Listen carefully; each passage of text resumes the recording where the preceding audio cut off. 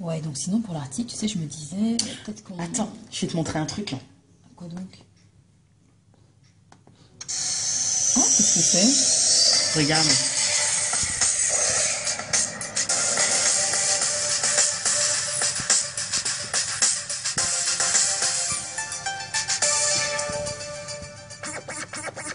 Tu veux de l'info, je vais t'en donner. Toutes les semaines des tonnes d'actualité. Oh, oh, oh, oh, oh, oh. Pas de chichi, tu sais que je m'en bats les...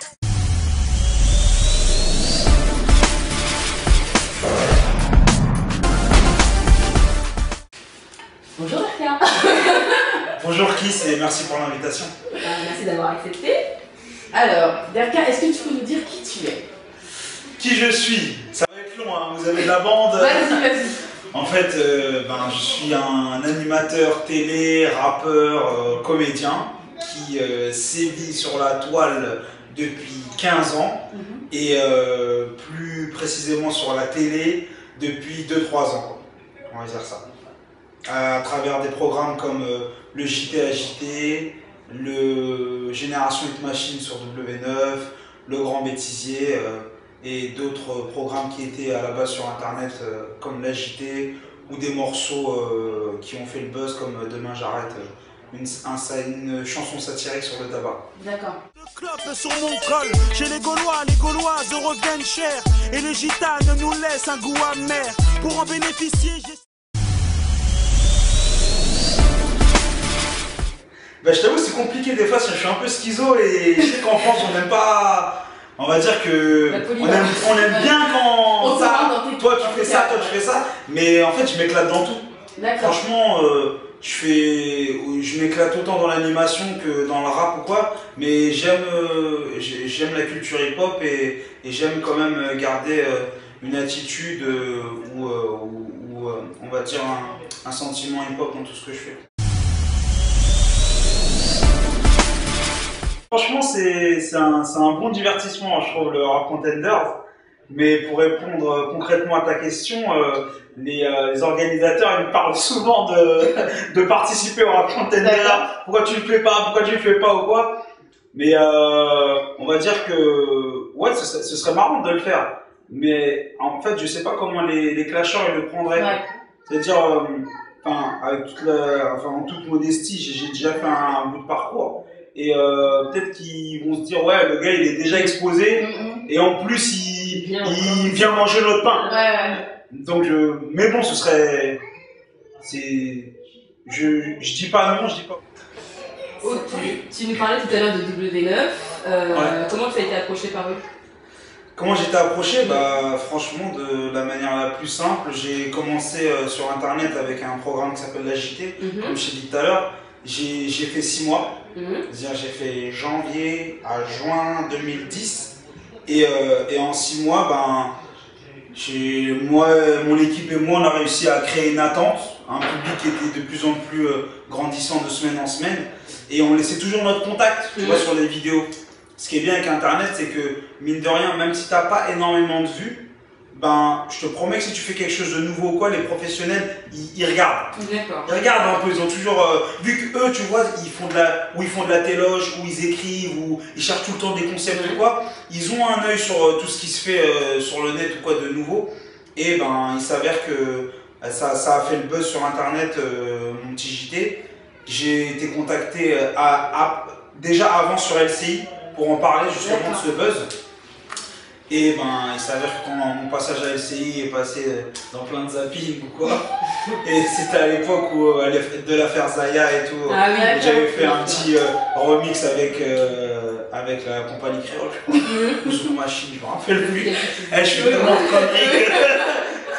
Et c'est passé en boucle un petit peu sur certaines chaînes, et après ce passage-là, il y a beaucoup de chaînes qui m'ont contacté, et j'ai choisi W9. D'accord. Donc en fait, le JT Agité, c'est un programme qui traite de l'information sur un ton un peu humoristique et musical, etc. En fait, je sais même pas si c'est volontaire le côté humoristique. En fait, moi j'ai grandi dans un quartier où où ça vanne tout le temps, donc c'est devenu naturel, c'est dans mon ADN.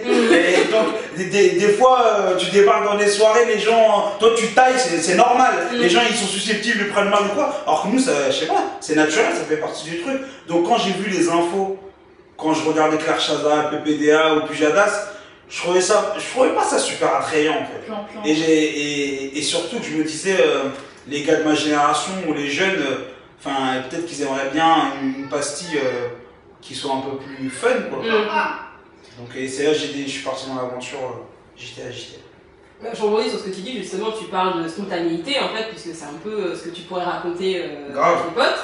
Alors est-ce que le JT à JT nécessite un réel travail sur l'actualité? Parce que tu as quand même besoin de fouiller un petit peu l'actualité pour pouvoir... bien sûr. Si tu dis tout ce qu'il y a dans ta tête sans t'accrocher à des réels faits ou des actus vérifiés ou quoi, bah le truc n'a pas d'intérêt. C'est peut-être un peu vérification quoi. Est-ce que c'est juste je prends les infos qu'il y a eu le matin ou est-ce qu'effectivement je vérifie, j'essaie d'avoir un regard critique? Ah non, je vérifie beaucoup. Okay. Parce que tu n'es pas sans savoir que la culture hip-hop ou les rappeurs, au moindre truc, on va les critiquer, nous sommes nous-mêmes critiques avec notre mouvement. Absolument.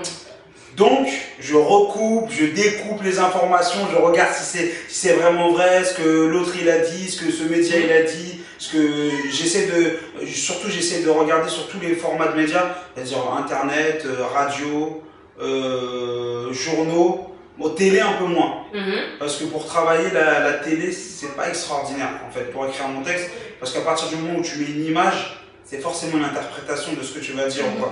Donc c'est pour ça que je préfère entendre une voix à la radio ou lire un article sur internet, ça me donne c'est plus objectif. Franchement j'ai toujours été libre dans ce que je faisais. Après c'est moi-même on va dire la liberté c'est à double tranchant. Tu vas dire tout et n'importe quoi mais à un moment donné si ça fait pas gaulerie ou si c'est pas dans le ton, si c'est pas musical, tu vas te tirer une balle dans le pied. Donc on va dire que à partir du moment où je me faisais kiffer et je m'amusais, non, franchement j'étais libre. Pas de galère là-dessus. Et est-ce que tu considères que c'est un choix artistique engagé? Bien sûr que c'est un choix artistique engagé parce que je me permets de dire des choses qu'il n'y a pas dans d'autres JT. Je me permets de donner mon avis. Sur des choses, de trancher, sur des sujets sur lesquels je suis pas d'accord, je vais faire une vanne que les journalistes ne se permettraient pas. Donc, ouais, bien sûr, je donne mon avis, je tranche. Mais il y a un proverbe, pas un proverbe, il y a une parole de Lino qui dit qui prétend faire du rap sans prendre position. Mais moi, j'essaie d'appliquer ça dans ma vie de tous les jours. C'est-à-dire que moi, faut pas être quelqu'un de flan-flan ou quelqu'un, on sait pas il est où. C'est moi, je dis ce que je pense, tu sais où je suis et j'assume. Pas de souci. Citation reprise par Youssoufa d'ailleurs dans Menace de mort. Oui, bien sûr. Okay. Mais il n'a pas dit que c'était de Lino. C'est que sur Facebook, les gens ils mettent une phrase de ouf et ils mettent pas l'auteur, tu vois. Et tu vois, les ignorants ils disent ah ouais, comment il écrit trop bien. Ok. Donc tu parlais aussi du Hit Machine que tu présentes et qui est complètement différent de ce que tu as l'habitude de faire. C'est là où on t'attend pas ou pourquoi le Hit Machine? C'était un petit défi quand même. D'accord. C'est-à-dire que j'avais jamais fait d'animation comme ça de but en blanc, sans instru, sans... C'est moi, quand j'étais devant une caméra, c'était toujours, il y avait une prod, un truc et je devais rapper. Tandis que là, c'est moi qui devais un petit peu animer tout ça avec ma seule voix et mon corps. Et on va dire que c'est un nouvel exercice. J'étais entouré quand même de personnes compétentes et qui m'ont laissé m'exprimer un peu comme je voulais, comme je voulais m'exprimer, et voilà quoi. D'accord. Et ça t'a plu? Ça te plaît? Ça me plaît. Si c'était à refaire, je me lâcherais encore plus en fait. Voilà. Des fois, je me regarde, je dis pas mal. Ouais. Et ça peut être plus fou encore. Même les gens, ils m'appellent et disent oh, pourquoi tu t'es pas lâché plus et tout. Non, tranquille, pour la prochaine saison. Parce que vous êtes quand même... Waouh. Donc là, c'est la phase 1 de long.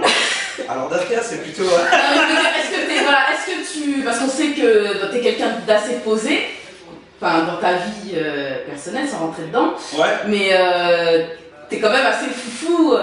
Est-ce que tu es... Je pense que j'ai besoin des deux en fait. Voilà, c'est ce que je voulais savoir. J'ai besoin des deux. C'est comme quand tu vas au taf toute la semaine et que des fois le week-end tu as envie de sortir avec tes potes, voir les gens que t'aimes, avec ta famille et te lâcher un peu, lâcher du lest. Ben, je pense que j'ai besoin de laisser ressortir Derka de temps en temps pour que Kader soit un peu plus apaisé. D'accord, ok. Donc pour répondre vraiment à ta question, ouais c'est vrai que Kader est un peu posé et essaye d'avoir des valeurs, des principes et tout, mais ça veut pas dire que dans la vie il faut pas s'amuser et vivre sa vie à fond. Et peut-être que le Derka il est un peu sans code, on va dire qu'il se refuse rien. Il se refuse rien sans forcément transgresser, mais il se refuse rien. D'accord. Et surtout qu'il s'en fout du regard des gens en fait. D'accord. Grave. Et Derka, des fois, Kader, il n'a pas envie de lui dire à Derka, doucement. Non, Derka, elle est trop forte. Franchement, là, c'est du 80-20 là. C'est un truc de ouf. Je peux pas, là, pour l'instant, je peux pas le menoter. Tu peux pas le...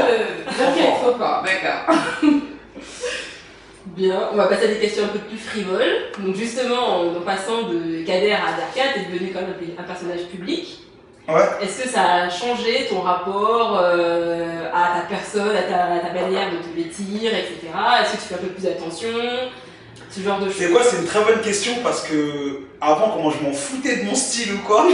C'est-à-dire que je sortais souvent en pyjama et j'en avais rien à talquer. Des trucs déchirés, je m'en battais les reins. Et en fait, c'est mon entourage, c'est les sauces et tout qui m'ont dit ouais, faut que tu fasses attention. Tu sais, faut que maintenant tu passes à la télé, donc faut pas que tu sortes n'importe comment parce que les gens, ils ont une image de toi. Enfin, je me suis pas rendu compte de l'impact de mon travail en fait. C'est-à-dire que moi je m'en fiche, tu vois, je reste le même. Et le chargeur, il est où? En fait... En fait quoi? Le chargeur il est où? Ok. Donc grosse dédicace à Sébi et Kandé pour le blog Kiss. C'était Derka pour vous servir. Pam pam. Yeah.